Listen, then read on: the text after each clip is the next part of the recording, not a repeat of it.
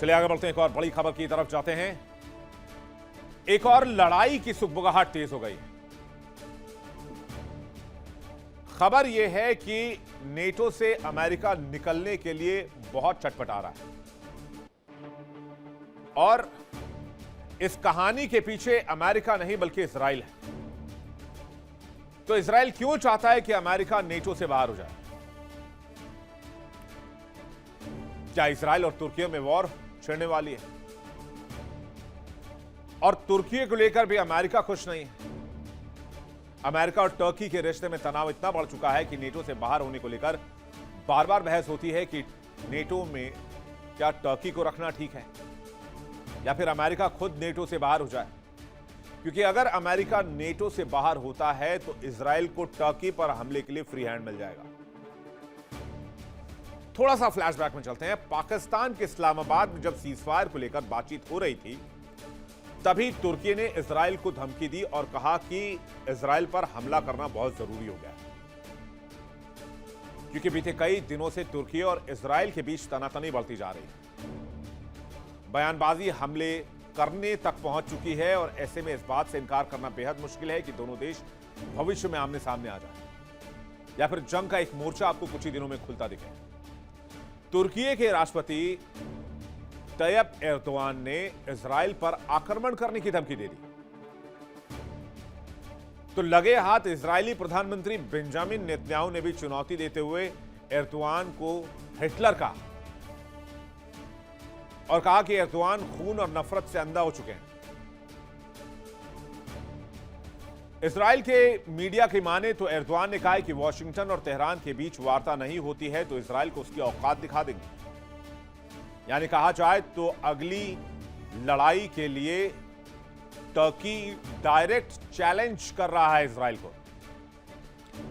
और अगर आज की तारीख में इजराइल टर्की पर हमला कर दे या टर्की इजराइल पर हमला कर दे तो इसमें आश्चर्य की बात नहीं होगी।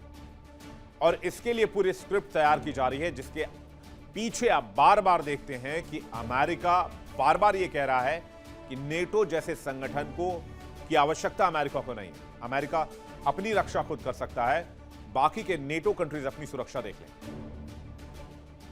तो पहले समझिए कि तुर्की ने जो इजराइल को धमकी दी, जंग के बीचों बीच तुर्की ने कहा कि इजराइल को साफ कर दें। इजराइल ने सैकड़ों निर्दोष लेबनानीज को मारा है। नेतन्याहू खून और नफरत से अंधा हो चुके हैं। हम इजराइल को उसकी औकात दिखा देंगे।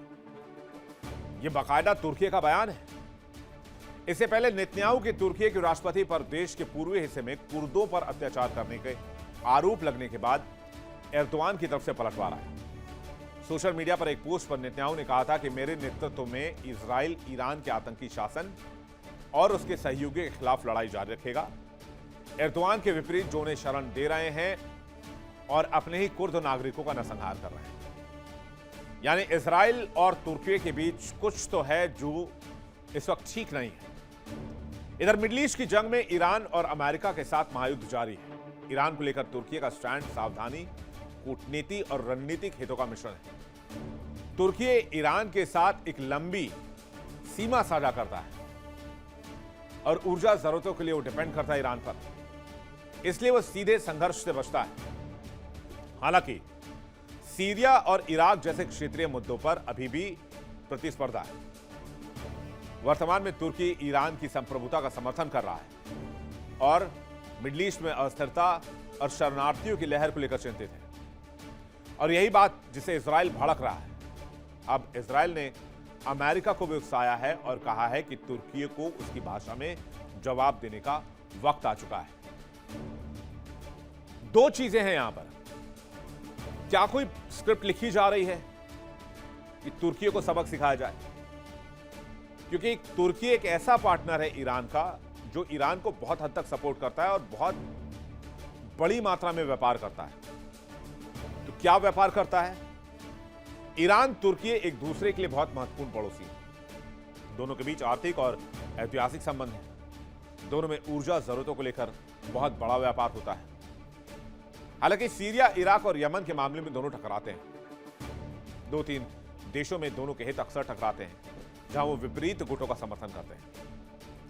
लेकिन इजराइल और ईरान संघर्ष में तुर्की का स्टैंड है वो क्लियर है कि वो इजराइल के खिलाफ खड़े हैं।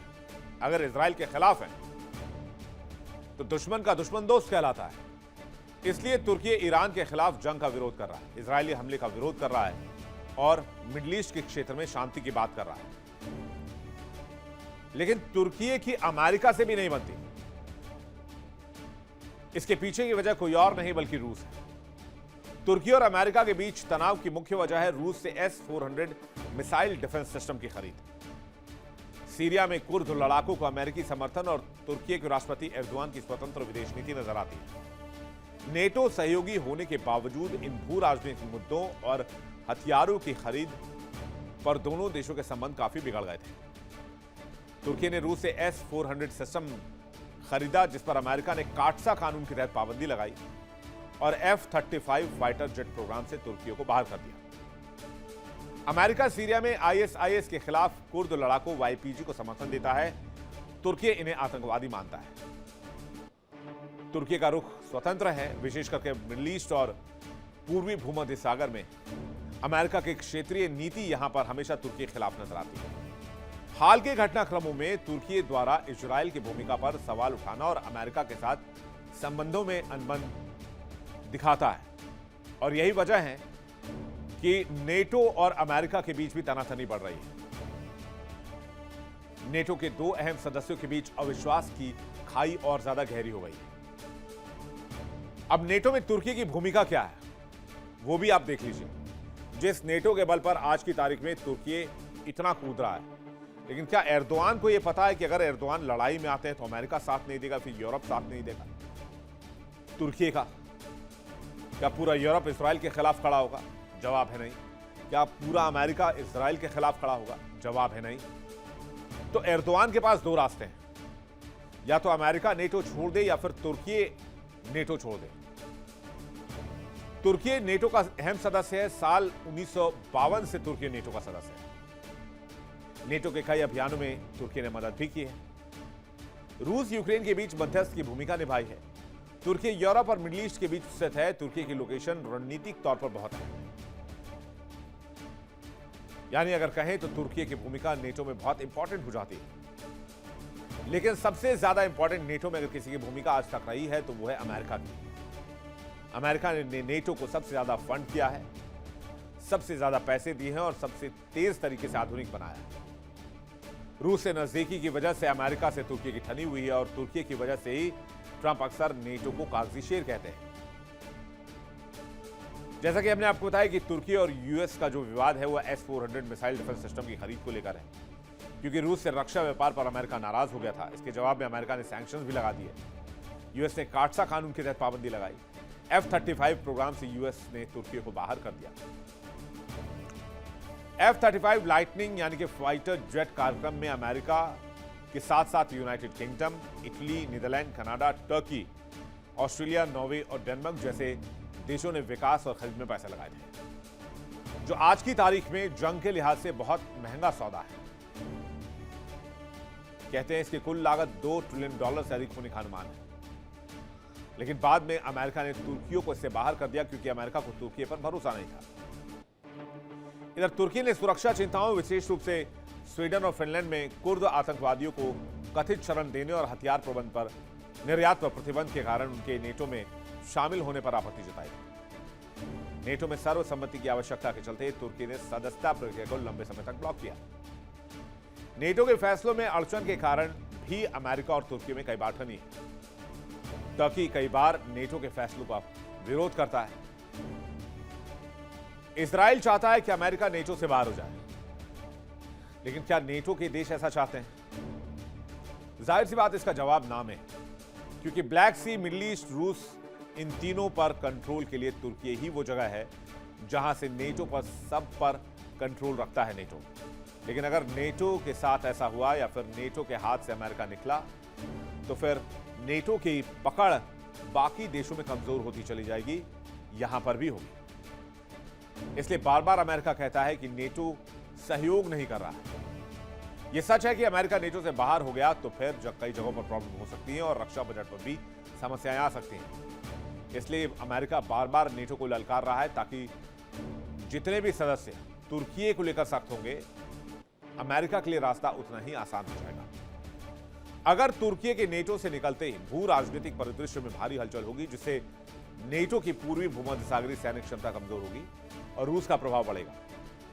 तुर्की को पश्चिमी सैन्य सहायता खोनी पड़ेगी और उसे रूस और चीन के करीब जाना पड़ सकता है, जबकि नेटो के लिए तुर्की के प्रमुख ठिकानों जैसे कि इंसुलिक एयरबेस तक पहुंच खत्म हो जाएगी। अब नेटो से अगर तुर्की निकल जाता है तो क्या होगा? तुर्की के लिए सुरक्षा जोखिम बढ़ सकता है, इजराइल और अमेरिका के सीधे टारगेट पर आ सकता है, नेटो की सामूहिक रक्षा गारंटी खत्म हो सकती है, यूरोपीय संघ के साथ बातचीत समाप्त हो सकती है, अमेरिकी आर्थिक सैंक्शंस का सामना भी करना पड़ सकता है। अगर आसान भाषा में कहें तो यह समझिए कि आज की तारीख में जो ईरान की स्थिति आपको दिख रही है, अगर टर्की को नेटो से बाहर कर दिया जाए तो फिर यही स्थिति आपको दिखेगी टर्की की। खबर यह भी है कि तुर्की के पास दुनिया की दूसरी सबसे बड़ी नेटो सेना है। तुर्की के हटने से आईएसआईएस के खिलाफ अभियान कमजोर हो सकता है। तुर्की के हटने से नेटो की रणनीतिक पकड़ ढीली पड़ सकती है। तुर्की को पड़ोसी देशों से संबंध स्थापित करने होंगे। तुर्की को किसी गुट या ब्रिक्स गुट की ओर झुकना पड़ेगा। तुर्की के हटने से दोनों पक्षों को व्यापक नुकसान हो सकता है। तुर्की के साथ इजराइल और अमेरिका के बीच तनाव का मुख्य कारण गाजा संघर्ष है। हमास का समर्थन और क्षेत्रीय वर्चस्व भी है। राष्ट्रपति एर्दोआन नेतन्याहू सरकार की तीखी आलोचना करते हैं। अमेरिका से संबंध तुर्की के नेटो सदस्य होने के बावजूद रूस से S-400 हथियार खरीदने और इजराइल विरोधी रुख के कारण खराब हुए हैं।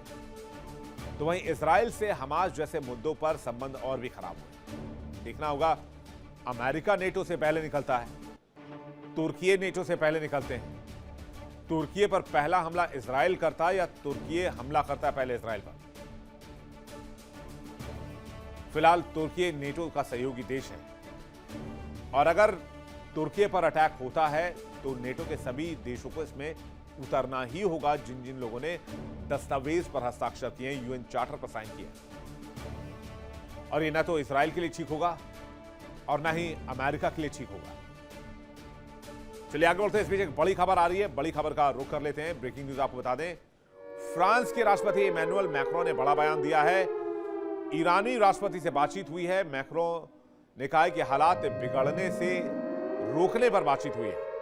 होर्मुज खोलने पर भी बातचीत हुई, मैक्रों ने कहा है।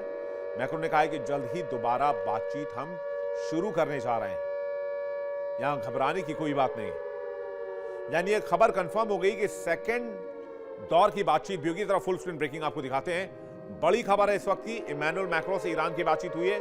मैक्रों ने कहा है कि जंग को बढ़ाया ना जाए, डिप्लोमेसी का रास्ता अपनाया जाए।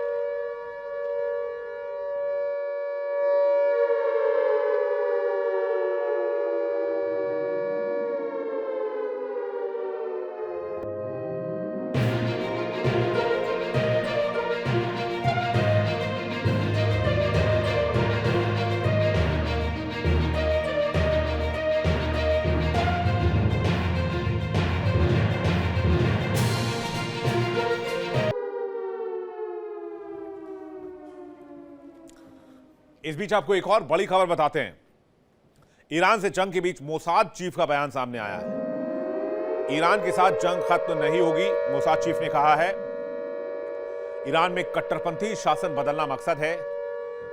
अस्तित्वगत के खतरे को नजरअंदाज नहीं किया जा सकता। यानी कि इजराइल के वजूद पर 1% का भी खतरा है तो इसे नजरअंदाज नहीं कर सकते हैं, इसे एड्रेस करना होगा। मोसाद चीफ ने कहा है जब तक ईरान में रिजीम चेंज नहीं होगा तब तक लड़ाई जारी रखेंगे। और यह बात याद कीजिए, मैंने आपको बताई थी। मैंने आपको कहा था कि जब तक इजराइल के ऑब्जेक्टिव्स पूरे नहीं होंगे, इजराइल को उसका लक्ष्य हासिल नहीं होगा, तब तक सीजफायर मुमकिन नहीं है। और सीजफायर को लेकर कॉन्फ्लिक्ट ऑफ इंटरेस्ट बहुत ज्यादा है। अमेरिका के अपने लक्ष्य हैं, इजराइल के अपने लक्ष्य हैं और ईरान के अपने लक्ष्य हैं। और तीनों देशों को बातचीत की टेबल पर आकर कोई बीच का रास्ता ढूंढना होगा। सिर्फ और अमेरिका और ईरान मिलकर सीजफायर की घोषणा नहीं कर सकते या सीजफायर तय नहीं कर सकते हैं। देखिए इंडिया डेली 24/7 अब आपके स्मार्ट टीवी पर। इंडिया डेली मौजूद है सभी डिजिटल प्लेटफॉर्म पर लाइव और लगातार। इंडिया डेली 24/7, हर दिन राष्ट्र को समर्पित।